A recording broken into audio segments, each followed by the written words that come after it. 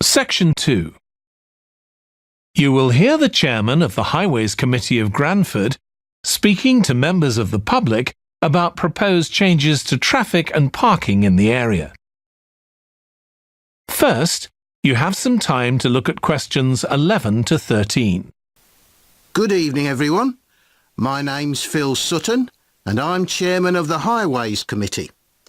We've called this meeting to inform members of the public about the new regulations for traffic and parking we're proposing for Granford.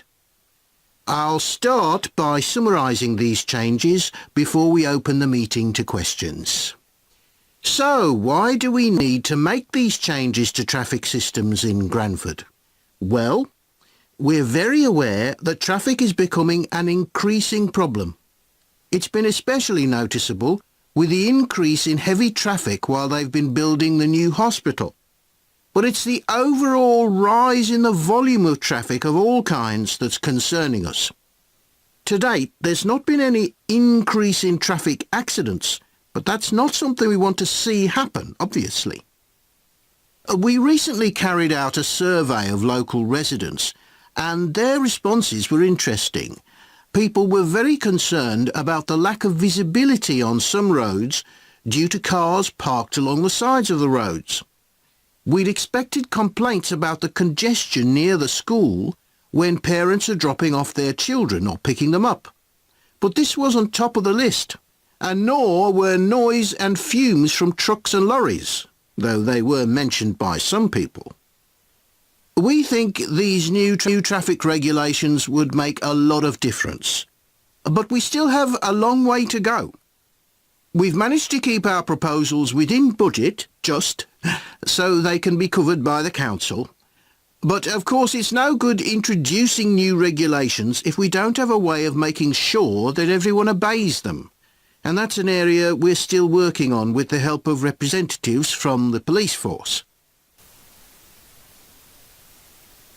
OK, so this slide shows a map of the central area of Granford with the High Street in the middle and School Road on the right. Now, we already have a set of traffic lights in the High Street at the junction with Station Road, but we're planning to have another set at the other end at the School Road junction to regulate the flow of traffic along the High Street.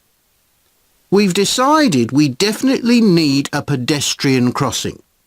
We considered putting this on School Road just outside the school, but in the end we decided that could lead to a lot of traffic congestion. So we decided to locate it on the High Street, crossing the road in front of the supermarket. That's a very busy area, so it should help things there. We're proposing some changes to parking. At present, parking isn't allowed on the High Street outside the library, but we're going to change that and allow parking there, but not at the other end of the High Street near School Road. There'll be a new no parking sign on School Road just by the entrance to the school, forbidding parking for 25 metres.